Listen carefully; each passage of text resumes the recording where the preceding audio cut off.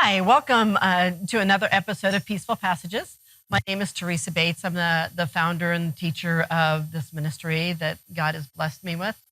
There is just so many topics that can be covered in talking about end of life, death, dying, how to help people, the mourners, to move on when a death does occur. But the topic I want to cover today is cemeteries. And there is such a wide range of information that's out there about cemeteries. So one where I would like to start at the beginning of this particular topic is what sometimes good information to have is when you're choosing how you want to be buried or even cremated. A lot of people think the funeral home makes all the rules for green burial, how you're interred in the ground. But actually, that's the cemetery makes those kind of decisions. So if you want to have a green burial, one of the things you want to look is start calling different cemeteries and asking them if they allow green burial, if they know what it is. Because some cemeteries are still at a point where they're still learning on the protocols of cemetery and what a green burial actually is. So some education might need to be done with them. But do your homework, find out what you want done for your internment.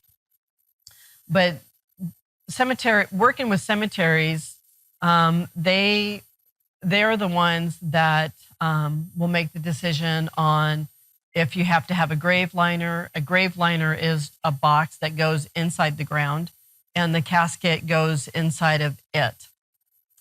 And they do that a lot for aesthetics, but also they know where each grave is at, and they can put more people in, and it makes it much more efficient for the cemetery.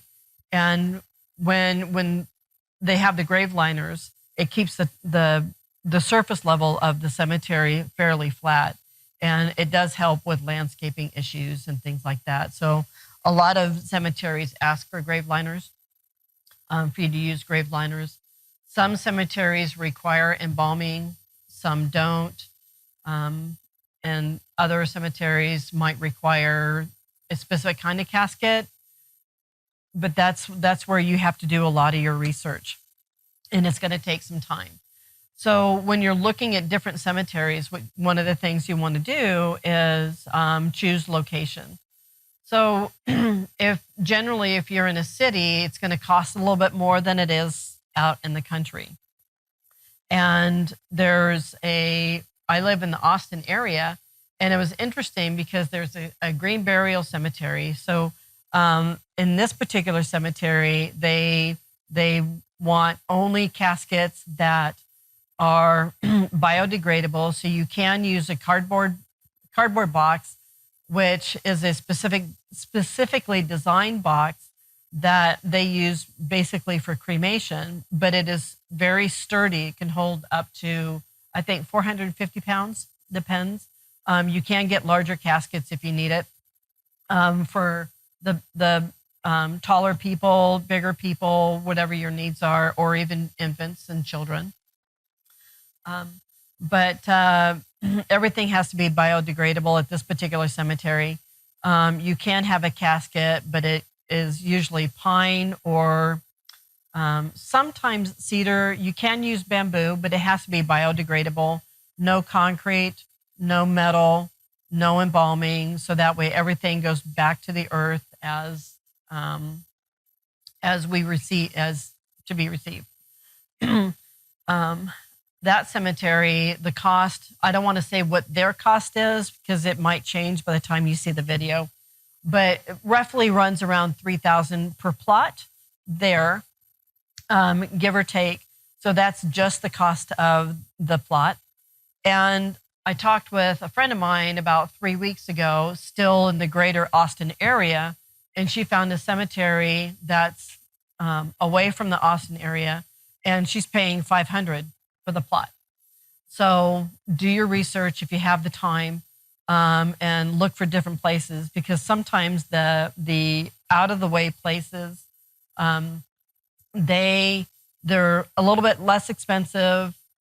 They don't require grave liners. The grave liners is an extra expense. But also, if you have family that are close by that you know that want to visit, choose a cemetery that might be close to them or where your family is buried. So that's another place for location to be able to choose. One of the other things that you can do is, if you want to be interred out of the country or even in a different state, but right now you can't make that happen. There's too many decisions going on. Say that the death that you had was unexpected and you want burial, you can bury in a cemetery close by and then have them disinterred and moved to a different location. There's a lot more paperwork that has to be done if and when that happens, if that's what you need to have done. But say that somebody had passed away and you have a family plot, but there's paperwork that needs to be done there, and it's going to take 3 or 4 months. You can have them buried and then moved later. So a lot of people don't know that, but that's another option that's out there. Also, you have a lot of people are military, whether it's a father, a husband, wife. The military cemeteries, they have their own rules, they have their own protocols with those kind of particular issues. So if it's military, the military generally will pick up the expense of just the cemetery. They won't pick up the expenses of the funeral home. And I don't know, I can't speak a lot about military. I just want to be honest and upfront with you about that, because each military cemetery is, each state is different. Sometimes each county is a little different. And how fast they can open up a grave site, then, it's depending on how big the excuse me, can we cut that out? Yeah, I'm going to need that one cut out. Okay, so let me go back a little bit. Pause. All right. So talking about military cemeteries, military cemeteries have their own rules and regulations. So if one of your loved ones was in the military, you have the option to be buried in a military cemetery, whether it is local. If you're a high ranking, you can go to DC, but it depends on your military rank. And that you have to discuss with your particular branch of the military on where you can go, how it's be done. Your local military cemeteries can help you with that. And sometimes that's a really good way to be able to not just cut expenses, but to show honor for the life that the person led and thank them for their service. Generally, you can have husband and wife be buried together. And what they can do is you can have the graves side by side, or they can stack them this way. So you're paying for, in the military, you're not paying for the plot because they're providing that for you. But you can have them side by side or one on top of the other. So whichever spouse passes away first, they'll dig down a little bit lower and they will be buried there. And then when the next spouse passes away, they just will lay them on top. But one of the challenges with military cemeteries is when you have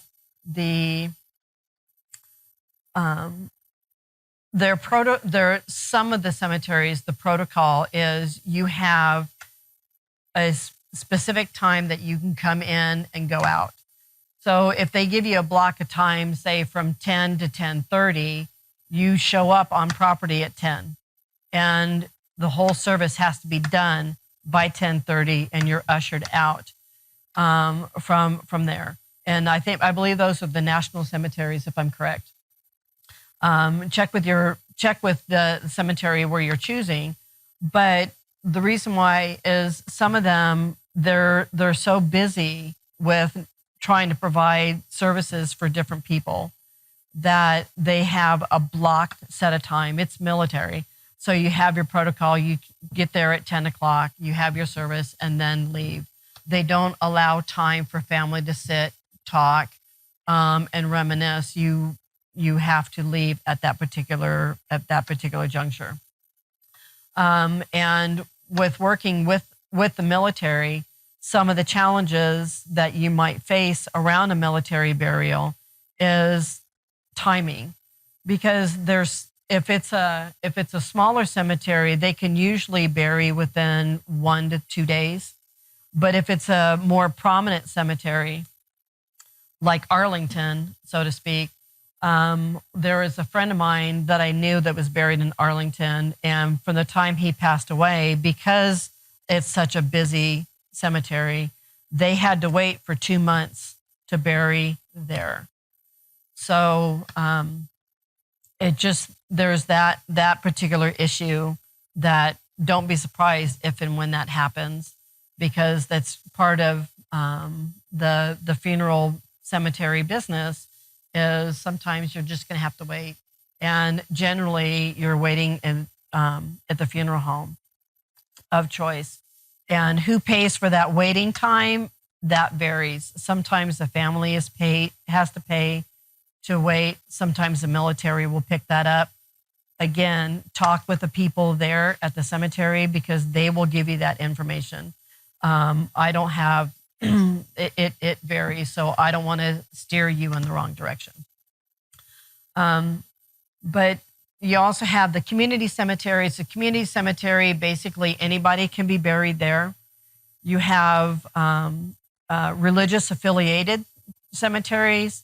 I'm a little bit more acclimated and closer to the Jewish cemeteries, where only Jewish people can be buried there.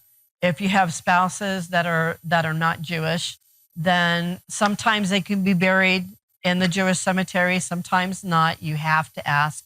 But they're allowing close to the cemetery where the spouses that are not Jewish to be buried.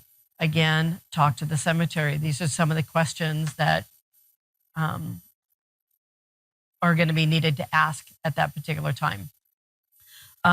You can have a family-owned cemetery if you choose that option, or if you as a community want to start your own cemetery. You can do that. You have to contact the local county where you're at. There's a lot of rules and regulations around it, but it is possible. You can bury on your own property. You have to have so much land and put fencing around it so people know that that's a burial spot.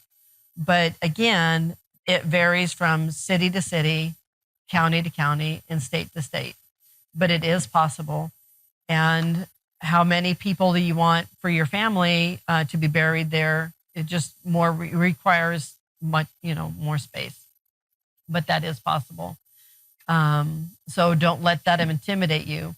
But if you're a congregation that is looking to possibly have a spot that your congregation can bury their members of their congregation in, you do have a couple different options. You can buy a piece of land and start all of the paperwork and everything to do your own cemetery. It's legal, it's acceptable. It is a little bit of work, but you can still be able to do that. But another option that you can do is maybe find a cemetery that's out away from the city a little bit further, or even one that's local, closer to where you live, and buy so many plots, buy 20, 30, 50 plots, depending on the size of your congregation, and see if they would be willing to work with you and buy in bulk. And then only your congregation is able to be buried there. And and I've learned over the last couple of years that actually works really well.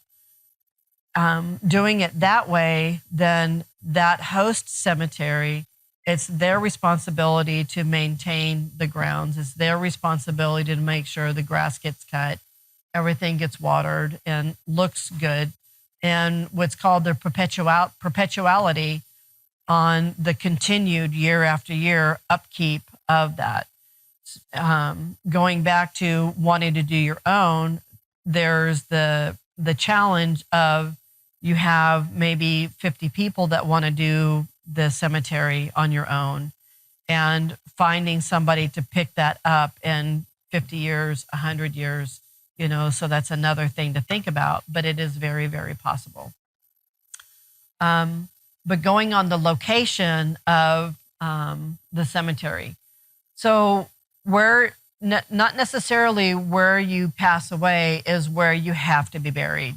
You can be transported,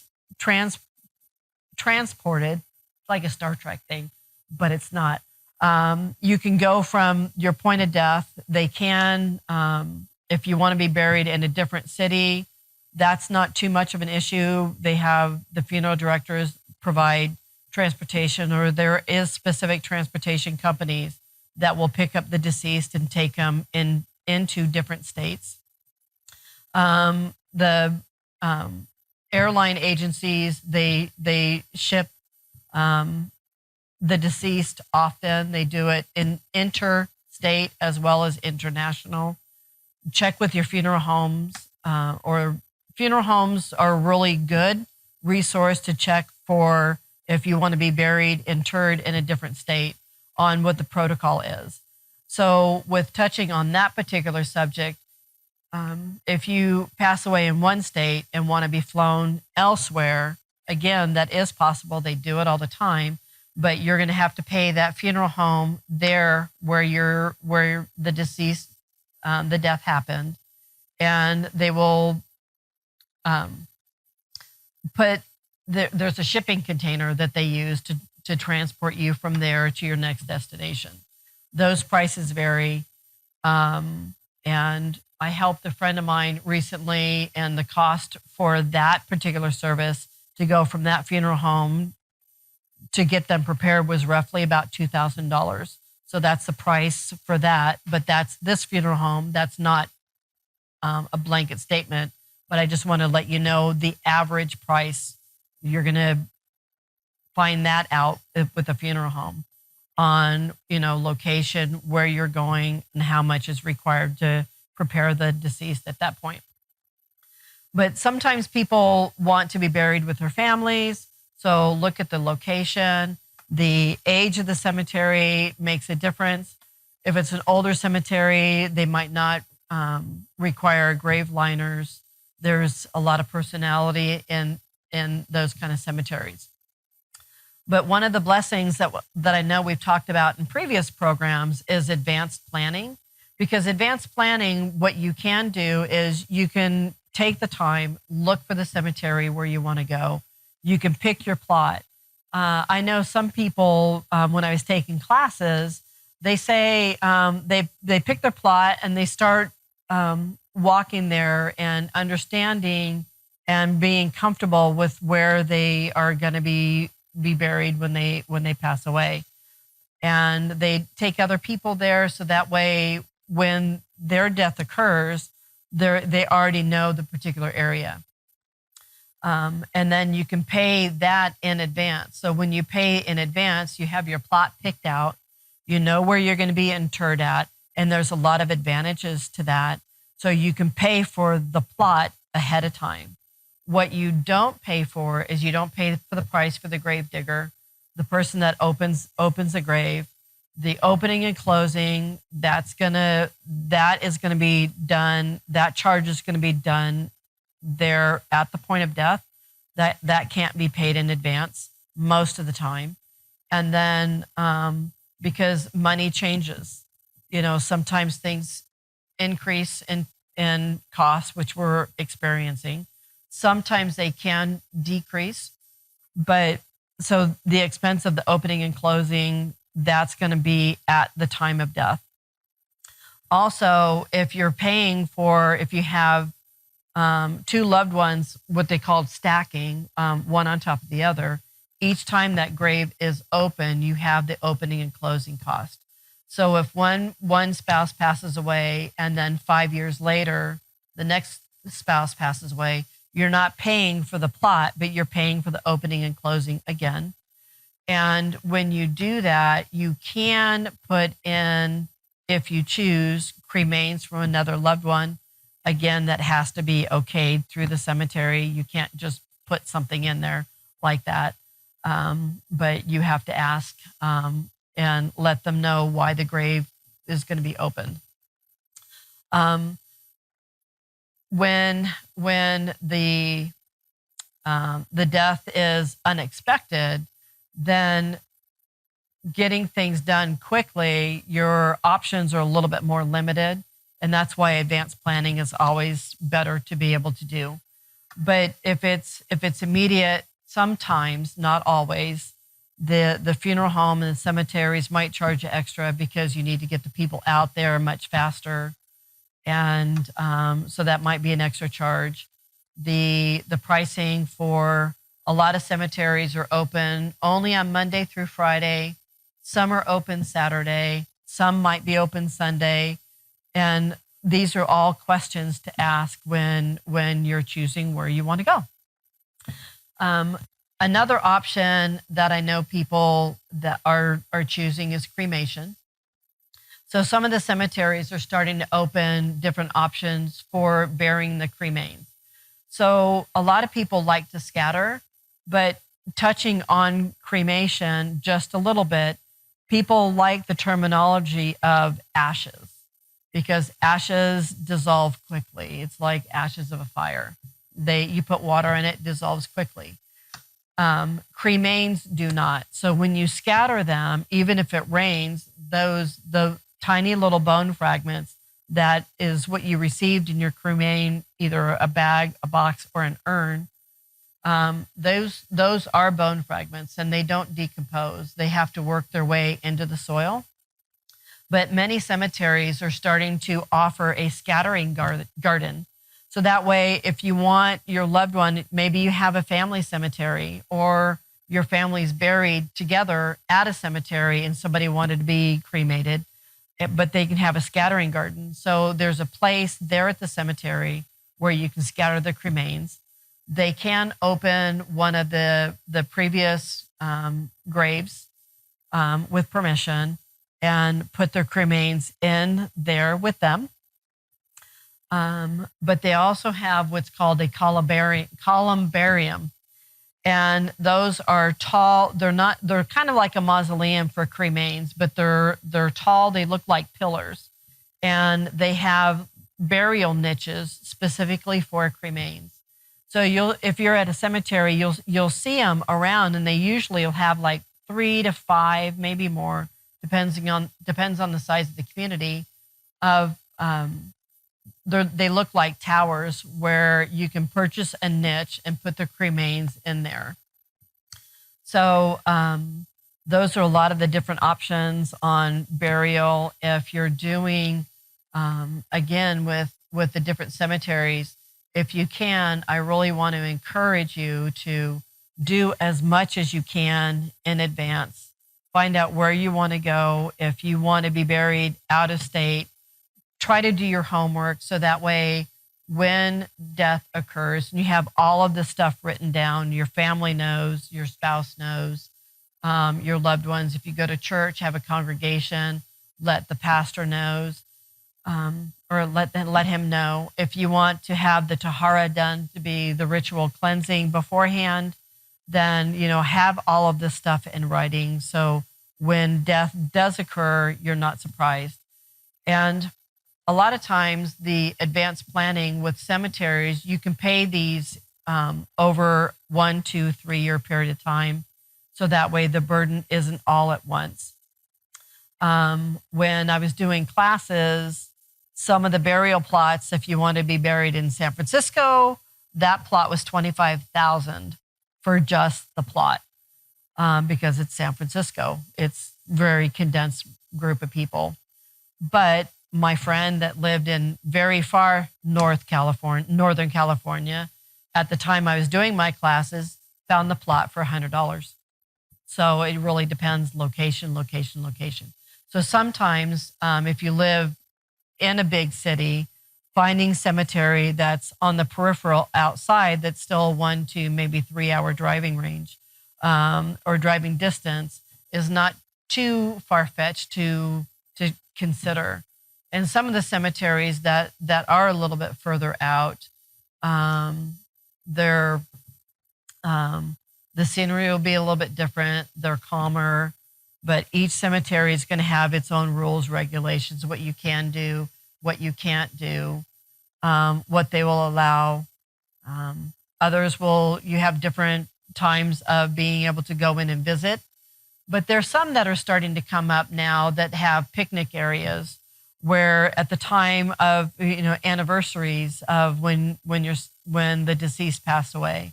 So that way you can go visit their gravesite and maybe have a picnic lunch there. I mean, there's a lot of different kind of options. So when you're looking for the different cemeteries, you're going to look for pricing, you're going to look for the size of the plot.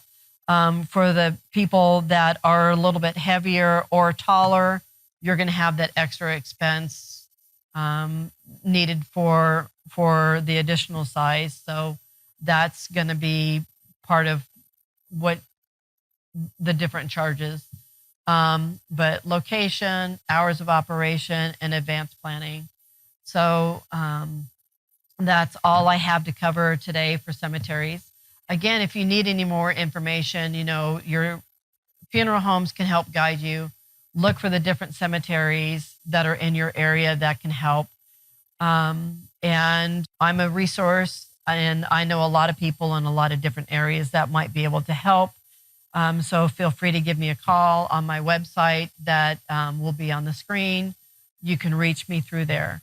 So again, thank you for tuning in to Peaceful Passages, and I will see you next time. Shalom.